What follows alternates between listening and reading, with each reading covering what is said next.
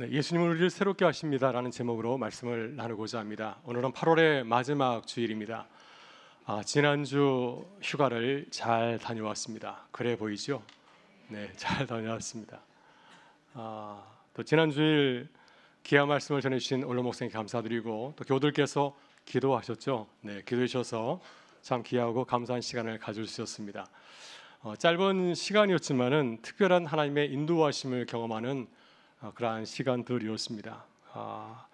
저는 목회라는 핑계로 저희 양가 부모 어머니가 계신데 잘 섬기지 못한데 이번에 두 분 어머니와 함께하는 시간을 가졌습니다. 작년에는 휴가 마지막에 다녀왔더니 좀 피곤해서 올해는 먼저 양가 두 어머니와 함께 여행을 다녀왔습니다. 가까운 강원도로 다녀왔는데요. 많이 약해지셨습니다. 그래서 내년에도 같이 가실 수 있을까 할 정도로 많이 약해져서 마음이 좀 많이 아팠지만은 그렇지만 두 분이 워낙 기뻐하셔서 아주 기쁜 마음으로 아주 좋은 시간을 가질 수 있었습니다. 휴가 둘째 날, 여행 둘째 날 이산저산 오르게 되었습니다. 바랑산 케이블카를 타고 올라가서 정상에서 시원한 산바람을 맞으면서 시원하게 펼쳐진 이 자연경관을 감상하는 것 참 큰 기쁨이었고요. 식사 후에는 이제 대관령 양떼 목장에 가서 목양견 보더 콜리가 보여주는 이 양머리 공연을 아주 잘 보았습니다. 아주 기쁜 시간이었고요. 돌아오는 길에 우연찮게 한 여행자를 만났는데 강원도 강릉에 있는 안반대기라는 곳을 소개해 주었습니다. 화전민이 일군 이 고은행지 배추밭이 펼쳐진 곳인데 그것을 한번 가보라고 하였습니다. 새벽에 가면은 해돋이를 볼 수가 있고 또 한밤중에는 은하수를 볼 수 있는 아주 좋은 곳이라고 추천해 주었습니다. 그래서 그곳을 우연찮게 가게 되었는데 이 안반대기 올라갈 때 저는 마음이 기쁘지 못하였습니다. 왜냐하면 너무도 피곤하고 가봐야 산 꼭대기에 뭐 볼 게 있을까 하는 생각이 들었기 때문이죠. 특별히 가는 길이 굉장히 험하였습니다. 가파른 산길이었고 마지막에는 포정도로가 아니어서 차가 이렇게 뒤로 뒤집혀질 것 같더라고요. 그래서 아주 조심스럽게 올라가게 되었습니다. 이 안반대기 정상에 오를 때까지 전혀 기대하지 않았는데 정상에 올라가는 순간 깜짝 놀랐습니다. 놀라운 광경이 펼쳐지더라고요. 아주 시원하게 펼쳐진 이 자연을 이 배추밭을 볼 수가 있었고 또 멀리 동해 바다까지 보였고요. 또 하늘에 떠 있는 구름이 손에 닿을 때 굉장히 가까워 보였습니다. 이 하늘스러운 이 구름이 얼마나 멋있었는지 모릅니다. 밤에 오면 이곳에서 정말 은하수 별을 한없이 볼 수 있겠다는 생각이 들었습니다. 그 순간 하루 쌓였던 모든 피로가 말끔히 사라지고 마음속에는 감사한 마음이 저도 모르게 솟구쳐 올라왔습니다. 그래서 한동안 거기 머물면서 이 아름다운 자연을 바라보면서 한없이 보고 또 나누고 누리면서 내려오게 되었습니다. 안반대기 내려오면서 한편으로는 부끄러운 마음이 들었습니다. 왜냐하면은 오를 때 제가 심통이 났기 때문이죠. 괜한 곳 가서 하는 것은 아닌가. 운전 제가 했기 때문에 괜히 심통이 나더라고요. 근데 가서 보니까 너무 아름다운 모습이 펼쳐져서 한편으로 속으로 굉장히 부끄러운 마음이 들었습니다. 또 안반대기를 오르고 나서는 또 한편으로 하나님 은혜를 깊이 깨닫고 감사할 수 있었습니다. 전혀 기대하지 않은 가운데서 펼쳐진 놀라운 선물, 한순간의 비를 다 잊을 수 있는 그 자연의 그 작품을 바라보면서 함께 기뻐하였기 때문이죠. 그래서 이 안반대기를 가면서 하나님을 새롭게 깨닫게 되었습니다. 하나님은 어떤 분이신가? 하나님은 우리가 포기하는 순간에 또 다른 놀라운 선물을 주시는 분이 아닌가? 우리를 깜짝 놀라게 하시는 것 같습니다. 내가 최선을 다했지만은 내가 원하는 것을 얻지 못했을 때 그때 포기하지 말아야겠다. 왜? 하나님께서 더 좋은 선물을 주시기 때문에. 그래서 하나님을 바라보면서 새로운 소망을 갖고 또 기대하는 은혜를 누리고 나눈 그런 길이었습니다. 이번 여행에서 제가 만났던 이 안반대기는 예상치 못한 하나님의 놀라운 선물이었습니다. 길에서 만난 여행자 처음에는 원망스러웠습니다. 왜 나에게 저것을 가르쳐서 내가 저기까지 운전해야 되지 하는 마음을 들었는데 나중에 돌아보니까 하나님이 보내신 천사처럼 느껴졌습니다.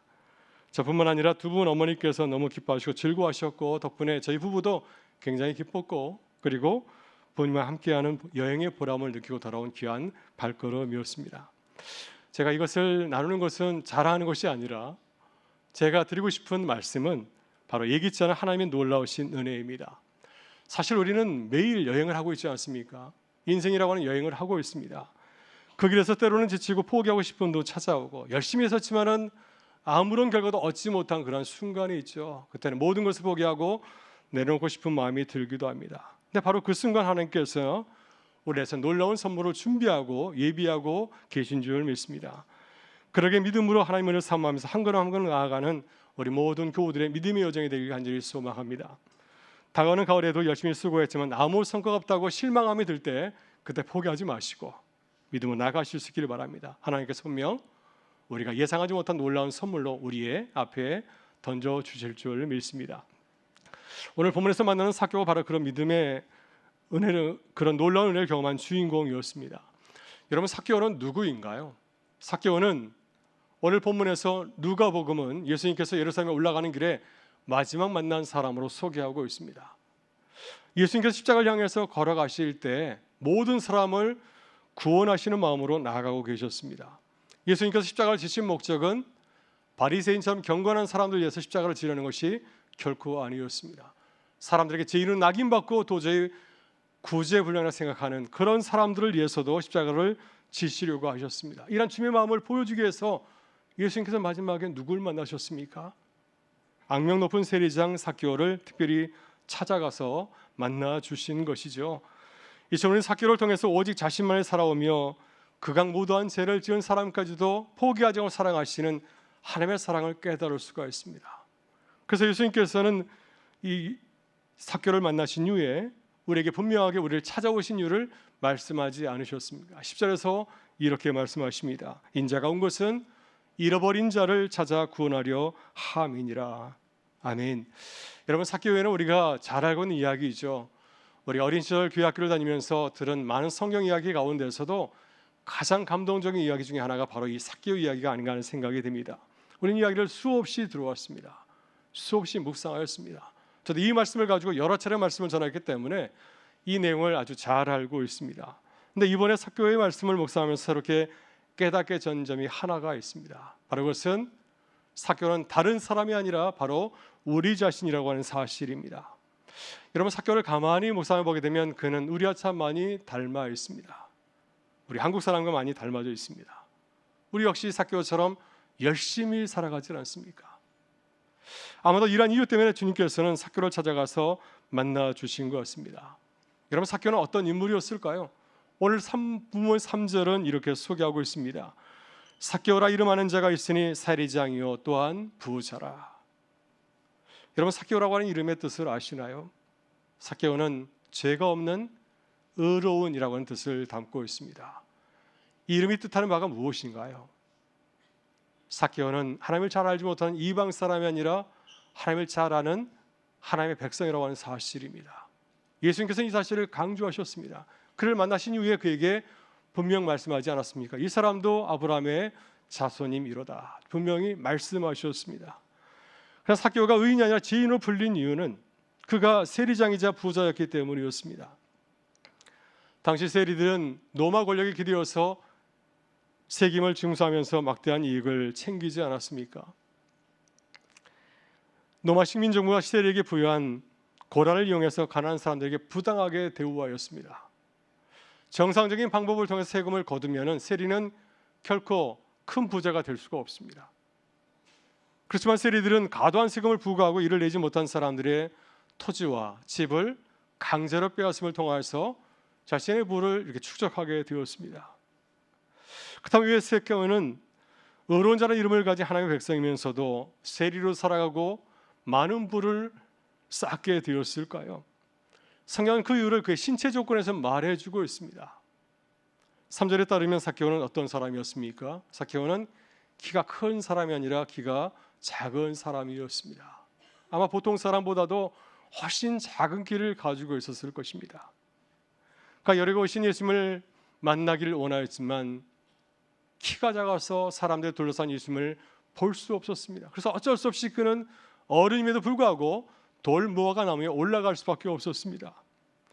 이 장면은 삭개오의 신체적인 약점을 잘 보여주고 있습니다. 여러분, 그렇습니다. 우리는 이 짧은 말씀을 통해서 삭개오의 그 약점을 충분히 짐작할 수 있습니다. 삭개오가 살아오면서 어떤 어려움을 겪었을까요? 그는 작은 키 때문에 어린 시절 많은 친구들에게 못 살게 굶을 당했을지 모르겠습니다. 또 성인이 되어서도 사회적으로 무시를 받았을 가능성이 크지 않겠습니까? 여러분, 저는 군복무를 미군 부대에서 카투사로 하였습니다. 그곳에는 한인 병사들이 많이 있습니다. 이민 가서 미군에 지원한 친구들이 많이 있습니다. 미군에 들어가게 되면 여러 혜택이 있기 때문이죠. 이러한 한인 병사들, 미군들은 김치 GI라고 부릅니다. 일반 병사들을 GI, 가버먼트 이슈라고 부르는데, 근데 특별히 한국 병사들은 김치 GI로 따로 부르고 있습니다. 한인 병사들은 제가 보니까 미군 병사들보다 키도 크지 아니하고 몸도 왜소합니다. 그래서 이 병사들이 근무 이후에는 체육관에 가서 열심히 몸을 만듭니다. 근육질의 몸매를 만듭니다. 바디빌딩을 합니다. 그래서 어떤 미군 병사들은, 한인 병사들은 이 영화 속에는 헐크와 같이 아주 큰 근육을 자랑하기도 하죠. 제가 이유를 물어봤습니다. 아니, 왜들 그렇게 무겁게 근육을 키우십니까? 그랬더니 그분들이 대답하더라고요. 미군들에게 무시당하지 않기 위해서 한다고. 참 슬픈 이야기죠. 어느 사회나 그런 것 같습니다. 체구가 작은 사람들은 존중과 배려를 받기보다는 무시를 당할 일이 많이 있기 때문에 한인 병사들이 이것이 두려워서 자신의 근육질을 이렇게 키우는 것이 아니겠습니까? 여러분, 삭개오가 세례기를 택하고 부를 쌓은 것도 식민지 현실 속에서 자신의 신적인 약점과 사회적인 차별을 극복하기 위해서 어쩔 수 없이 세례기를 택했는지 모릅니다. 그는 세리가 된 이후에 앞만 보고 달려갔을 것입니다. 아주 열심히 일하지 않았을까요? 누구보다도 많이 세금을 거두고 그 모습을 보고 노마중과 칭찬하여서 그가 이 부자 도시 여리고의 세리장까지 오르는 자리에 오르게 되었습니다. 아마 삭개오는 살아가면서 이런 생각을 하였을 것 같습니다. 이 사회에서 살아남고 인정받는 길은 무엇인가? 오직 하나다. 그래서 내가 높은 지위에 오르고 많은 부를 차지하는 것뿐이다. 그래서 그 목표를 채우기 위해서 열심히 달려갔을 것입니다. 어쩌면 다른 동료보다도 훨씬 더 빨리 자신의 목표를 이루었는지 모릅니다. 그러나 삭개오는 그 큰 성공의 자리에서 만족을 누렸습니까? 행복하다. 이제 더 바랄 것이 없다. 이런 생각을 가졌을까요? 그는 그 성공의 자리에서 자신이 있던 행복을 누리지를 못하였습니다. 그가 열망하였던 높은 지위와 많은 재산은 결코 만족을 주지를 못하였습니다. 오히려 더 높이 오르고 더 많은 것을 가질수록 그의 마음은 공허해졌고 영혼은 메말라져 갔습니다. 왜? 아무도 나를 인정해 주지 않았기 때문이죠. 사람들은 그를 존경하나 부러워하지 않았습니다. 오히려 그를 죄인 취급하고 더 많이 가질수록 죄인 취급하고 동조로 인정도 해주지 아니하고 비난과 욕설을 퍼붓고 저주의 눈빛으로 바라보았습니다. 예수님께서 삭개오의 집에 들어갔을 때 사람들은 어떻게 반응하였나요? 박수를 쳤습니까? 드디어 예수님께서 죄인의 집에 들어가셨구나 하면서 박수하였습니까?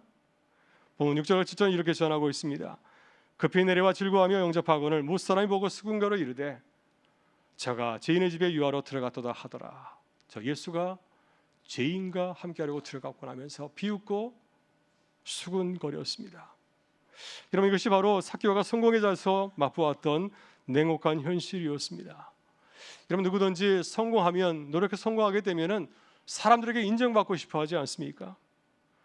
그러나 삭개오는 세리장의 높은 지위에 오르는 데 성공하였지만 그러한 그가 기대하였던 인정과 칭찬을 받지를 못하였습니다. 오히려 그로 인해서 더 큰 외면을 받게 되었고 비난의 소리를 듣게 되었습니다. 그러니 그는 그 정상의 자리에서 깊은 인생의 허무함을 느꼈을 것입니다. 여러분, 우리도 세상을 살아가다 보면은 삭개오가 느꼈던 것 같은 허무함을 경험할 때가 있지 않습니까? 이만하면 됐지. 이제는 만족할 줄 알았는데 내가 열심히 달려가서 정상에 오른 위에 보게 되면은 만족감이 없습니다. 또 다시 넘어야 될 또 다른 산이 보일 때가 많이 있지 않습니까? 그때 우리는 앞이 캄캄해지고 깊은 허무감을 느끼고 그건 실망과 좌절에 빠지기도 하고요. 그런데 이것이 바로 우리가 인생 여정에서 자주 만나는 신기루이기도 합니다. 오늘 본문에서 우리는 이 삭개오의 삶을 통해서 새로운 인생의 희망을 바라보게 됩니다. 왜냐하면 삭개오가 열심히 달려온 그 성공의 자리에서 허무와 좌절을 느끼고 그대로 무너져 버린 것이 아니라 오히려 그 자리에 살아면 놀라운 일로 새로운 삶으로 변화되었기 때문이었습니다. 죄인의 삶에서 의인의 삶으로 거듭나는 놀라운 반전의 인생을 살게 되었기 때문이죠. 여러분, 삭개오의 삶을 보게 되면 그는 놀라운 점을 가지고 있습니다. 우리가 본받을 점이 있습니다. 그는 예수님께 대해서 깊은 관심을 보였습니다. 내 마음속에 이 허무함을 찾을 수 있는 누구인가? 내 마음의 허무함을 채워줄 수 있는 분은 예수님인 사실을 그는 믿었습니다. 그가 무화과 나무에 올라간 행동은 얼마나 간절히 예수님을 만나고 싶었는지 잘 보여주고 있습니다. 그가 돌 무화과 나무에 올라간 것은 단지 호기심에서 올라간 것이 아니었죠. 주님을 간절히 만나고 싶은 그 믿음 때문에 그가 어림에도 불구하고 돌 무화과 나무에 올라간 것이었습니다. 그래서 우리가 힘들고 어려운 순간에 누구를 바라보느냐가 매우 중요한 것 같습니다. 우리가 바라보는 대상이 우리를 구원의 길로, 가장 좋은 길로 인도할 수 있기 때문입니다. 만일 그때 삭개오가 로마의 고위관리나 부유한 세리들을 찾았다고 한다면 어떻게 되었을까요? 아마 그들은 삭개오를 세상의 쾌락과 헛된 길로 인도했을지 모릅니다. 그가 쌓은 재물로 탕자와 같이 그 멋진 삶을 살아보라고 그렇게 유혹했을지 모릅니다. 그러나 삭개오는 예수님을 자꾸 만나게 되었기 때문에 놀라운 주님의 은혜와 구원의 축복을 경험할 수 있었습니다. 여러분, 삭개오가 만난 예수님은 어떤 분이신가요? 오늘 본문을 보게 되면 예수님은 마치 사마리아 성 수가성 여인을 찾아오신 것처럼 여러 가지 일부로 찾아가셔서 세리장 이 삭개오를 만나 주셨습니다. 삭개오는 사람들의 눈에 띄기를 원하지 않았습니다. 아마 은밀하게 돌 무화과 나무에 올라가서 주님을 지켜보았을 것입니다. 그러나 주님은 이 돌 무화과 나무에 올라간 삭개오를 바라보았을 때 그에게 찾아가셔서 기쁨으로 맞이하시면서 아주 환대의 말씀을 그에게 하지 않으셨습니까? 5절은 그 놀라운 만남의 순간을 이렇게 전하고 있습니다. 예수께서 그곳에 이르사 쳐다보시고 이르시되 삭개오야 속히 내려오라 내가 오늘 내 집에 이와야 하겠다 하시니. 여러분, 그렇다면 주님의 초대를 받은 삭개오는 어떻게 반응했나요? 여러분, 우리가 주님의 말씀을 들을 때 반응하는 것이 매우 중요한 것 같습니다. 마가복음 10장에 나오는 부자 청년은 주님을 만나서 주의 말씀을 들었지만 주님의 초대를 받았지만은 주저하다가 그만 주님을 따르지를 못하였습니다. 그러나 삭개오는 전혀 달랐습니다. 6절을 보게 되면 그는 급히 내려와서 기쁜 마음으로 주님을 자신의 집에 모셔 드렸습니다. 여러분, 삭개오는 처음에는 그저 주님의 모습을 바라보기만 원하였습니다. 주님께서 나를 만나 주실까 기대하지 아니하고 그저 멀찍이에서 주님을 바라보기만을 원하였습니다. 그러나 주님께서 그를 직접 불러서 환대하시고 그의 집에 머물겠다고 하셨을 때 얼마든지 당황할 수 있었을 터인데 그는 당황하지 아니하고 기쁨으로 주님께 반응하였습니다. 망설이지 아니하고 마치 우리의 몸을 바다에 던지듯이 자신의 삶을 온전히 주님께 내어 맡겼습니다. 그 순간 삭개오는 주님과 함께하면서 인생의 참된 의미를 깨닫게 되지 않았습니까? 하나님께서 내게 베푸신 은혜를 비로소 발견하게 되었습니다. 아마 그는 지금까지 내 삶의 주인은 나라고 생각하며 살아왔을 것입니다. 내가 얻은 쥐, 내가 쌓은 재산을 가지고 내 마음대로 살려고 하지 않았겠습니까? 그러나 주님을 만나신 이후에는 내 삶의 주인은 바로 주님이심을 알게 되었습니다. 그리고 이제는 주님의 자녀로서 이렇게 살기를 간절히 사모하게 되었죠. 그래서 그는 주님의 은혜에 감격하여서 놀라운 헌신의 고백을 드리게 되었습니다. 이런 8절 말씀은 삭개오가 주 안에서 깨달은 삶을 바라보면서 이렇게 고백합니다. 우리 8절의 말씀을 같이 한번 읽어보겠습니다.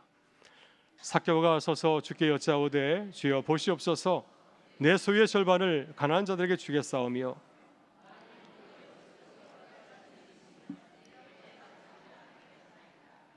아멘. 내 삭개오가 굉장히 놀라운 고백을 하고 있습니다. 내 소유의 절반을 가난한 사람들에게 주겠사오며 혹시 내가 나쁜 짓을 한 일이 있다면 그에게 4배로 갚아주겠습니다. 그때 주님께서는 삭개오의 새로운 출발을 축하하시고 그를 격려하시고 축복하셨습니다. 주님은 이제 그를 죄인이 아니라 의인으로 선포하는 놀라운 말씀을 전하지 않습니까? 그래서 주님께서 이렇게 말씀하십니다. 오늘 이 집에 구원이 임하였으니 이 사람도 아브라함의 자손임이로다. 아멘. 여러분, 오늘 우리의 모습은 어떠신가요? 오늘 말씀을 묵상하면서 저는 삭개오의 모습이 우리가 참 많이 닮았다는 생각을 하게 되었습니다. 저 역시 삭개오처럼 열심히 목표를 향해서 달려오는 삶을 살았던 것 같습니다. 근데 목표에 도달하고 나면은 마음속에 설명할 수 없는 공허함이 찾아오곤 하였습니다. 이거 아닌데? 내가 이거 바라고 여기까지 달려온 것인가? 여러분도 그런 마음이 들 때가 있지 않았습니까?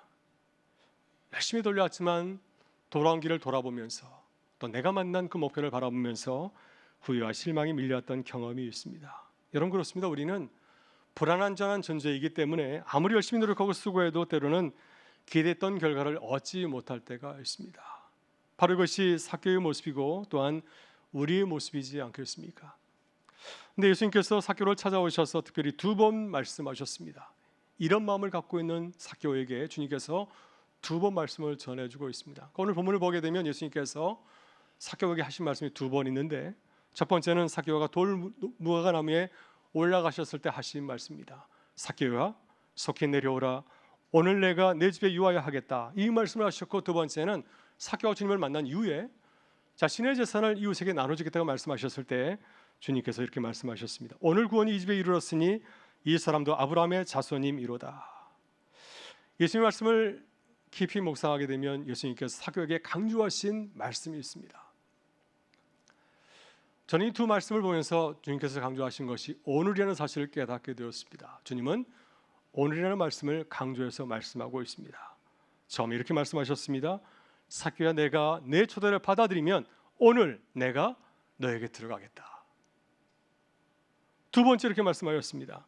삭개오야, 내가 오늘 하나님의 자녀로 살기로 결단했으니 이제 너는 구원받은 하나님의 자손이 되었도다.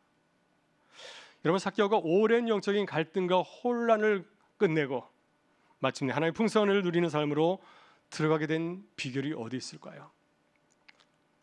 그것은 바로 오늘 이 순간 주님을 내 삶에 모셔드리고 내 삶의 자리에서 주님의 말씀대로 살기로 결단하였기 때문이었습니다. 여러분, 그렇습니다. 오늘이 매우 중요합니다. 바로 이 순간이 매우 중요하죠. 우리가 지금 예배드리는 이 순간이 매우 중요하고, 또 우리가 지금 하나님께서 건강시 살아가는 이 지금이 매우 중요한 줄 믿습니다. 그래서 주님께서는 오늘을 강조하셨습니다. 오늘을 포기하지 아니하고 자신에게 찾아온 주님을 기쁘게 맞이했던 이 삭개오와 함께 시간을 보내면서 그에게 생명의 말씀을 전해주셔서 오늘 새롭게 거듭나는 일을 그에게 허락하여 주신 줄 믿습니다. 오늘 우리도 삭개오에게서 배워서 할 가장 중요한 교훈은 무엇일까요? 오늘을 믿음으로 바라보며 살아가는 것인 줄 믿습니다. 삭개오는 믿었습니다. 이 주님께서 나를 새롭게 하실 것이다. 그래서 이 주님을 믿고 주님 앞에 나의 삶을 내어 던질 때 놀라운 은혜와 기쁨을 경험하게 되었습니다. 이것이 바로 삭개오가 오늘 우리에게 보여주는 믿음의 모습입니다. 이 모습을 우리에게 보여주시려고 주님께서 삭개오를 만나주시고 또 삭개오를 통해서 부르시고 초대하시는 이유인 줄 믿습니다. 여러분, 2000년 기독교 역사에서 수많은 성인들이지만 가장 위대한 성인 중 한 사람은 누구일까요? 바로 성 어거스틴이 아닐까 하는 생각이 듭니다. 그는 354년 북아프리카 타게스타에서 태어나서 430년 히포에서 40년의 목회 생활을 마치고 서방교회의 가장 큰 스승으로 생을 마치게 되었습니다. 헬러 히브리어 성경을 라틴어로 처음 번역하였던 제롬은 이 어거스틴을 평가하면서 사도 바울 이후 기독교의 기초를 세운 인물이라고 말하였습니다. 이렇게 보면은 어거스틴이 얼마나 위대한 인물인지 우리가 알 수가 있죠. 하지만 청년 시절의 어거스틴은 그렇지를 못하였습니다. 그는 방황하였습니다. 진리를 찾아서 수없이 방황하였습니다. 독실한 신앙의 어머니 모니카의 기독교 신앙을 거부하고 신앙을 조롱하기까지 하였습니다. 이남 마진교회에 빠져 살았고요. 그리고 육체적인 쾌락을 추구한 여인과 동거하면서 청소년 시절에 아들을 낳기까지 하였습니다.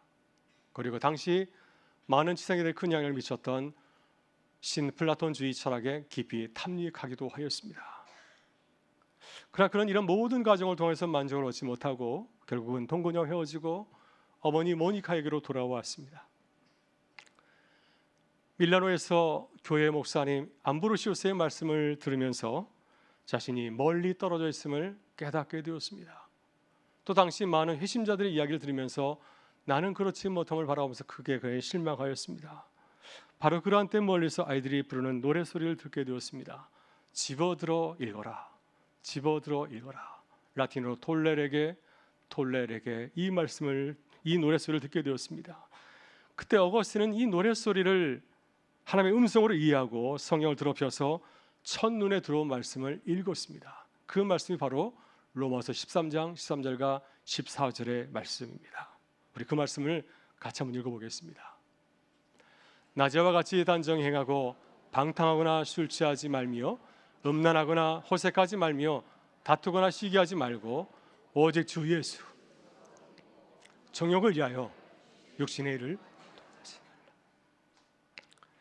어거스틴은 이 말씀을 읽는 순간 말로 다 표현할 수 없는 하나님의 은혜를 체험하게 되었습니다. 그는 이렇게 고백하였습니다.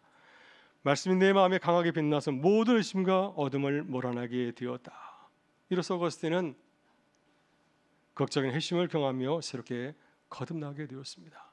내게 들려주신 말씀을 붙잡고 그 말씀을 내게 주신 하나님의 말씀으로 받아들일 때 그는 이제 방탕의 삶에서 의심의 삶을 벗어나서 새롭게 나가는 은혜의 빛의 삶을 살아가게 됐다고 그는 고백하고 있습니다.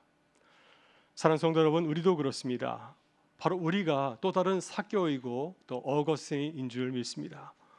모두 정정 하나님의 말씀대로 살지 못하고 오직 자신만을 위해서 살아갑니다. 그런 나를 바라보면서 실망할 때가 있지 않습니까? 이런 나를 주님께서 사랑하실까? 이런 나를 주님께서 받아주실까 하는 마음이 들기도 합니다. 근데 그럼에도 불구하고 주님께서는 우리를 사랑하셔서 우리에게 친히 찾아오신 줄 믿습니다. 우리는 포기하더라도 그분은 끝까지를 포기하지 아니하시고 우리를 찾아오시는 줄 믿습니다. 열심히 달려왔지만 마음이 공하고 낙심될 때 그때 우리가 무엇을 해야 될까요? 주님을 바라보시길 바랍니다. 우리의 마음을 열고 기쁘게 주님을 맞이하시길 바랍니다. 그럼 주님께서 우리를 새로운 은혜의 세계로 인도하실 줄 믿습니다. 이제 가을이 다가왔습니다. 다가오는 계절을 바라보면서 어떤 마음이 드시나요? 혹시 근심하며 엄주하지는 않습니까? 다가오는 계절 가을을 바라보면서 설레는 마음을 가지실 수 있기를 바랍니다. 하나님께서 우리를 위해서 놀라운 선물을 준비하신 줄 믿습니다. 아멘 하신 분에게는 그대로 이루어질 줄 믿습니다. 그래서 오늘도 주님의 새로운 신을 기대하면서 담대하게 믿음으로 나가는 교회 성도 되실 수 있기를 주의 이름으로 축원합니다.